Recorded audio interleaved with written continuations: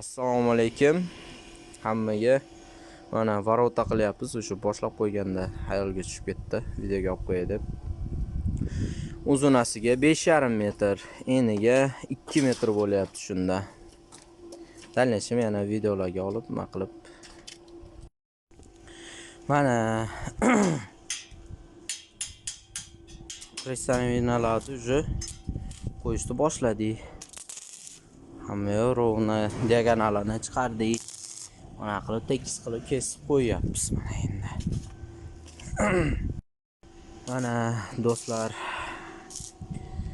svarkani qilyapmiz. Mashinchasi bo'ldi. Yana kusok qo'shdik 1 metr. Ashim bilan 6,5 metr bo'ldi uzunasi varotani. Uzun bo'lyapti. Assalomu alaykum hammaga. Mana endi общий provarka bo'ldik, hamma yog'ini svarka qilib. Mana degan endi kolesosini qo'yish kerak. Assalomu alaykum hammaga. Mana уже qo'yib bo'ldik varotani. 10 talik ketyapti, ushlab turinglar. Mana hozir mana qo'yib oldik. Paplani ровно 1 sm turibdi, tekis. No oldi truba nerovniy ekan. Hozir по уровню qo'yib chiqish kerak. Oldi tegib qoldi. O'zi paplani tegish kerak emas edi.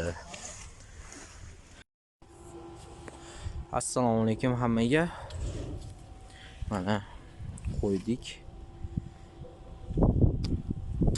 Aslan esmonga tushadi, shuning uchun qayrilib boshqa bo'lib ketmasligi uchun mashina qilib qo'ydim. Mana endi azbe orqaroq o'taman, nima qilib qo'ying. Ochib yoping eshikni. O, yarmigacha takansa. Takansa hali qilib bo'lmadi, bunday qilib. Mana. Bo'ldi, o'tkazib yuborasiz. Endi qaytaring, обратно. Ochavering. Mana. Po idее, mashina bo'lib ochilishi kerak. Mana bunda. Yana oching-da. Mana. Bo'ldi, boshqa kerak emas. Mana. Asha millimetr joy pastida. O'zi santimetr bo'lish kerak edi, bir 5 millimetr bo'lib qoldi oldida. Beton nerovniy bo'lib. Gaplar. Mana varotani ham qo'yib bo'ldi joyiga polностью. Уже qatr bo'ldi ham hisob. Mana. Mana bu yoqqacha bormaymiz, ish qilyapti. Ana yopildi.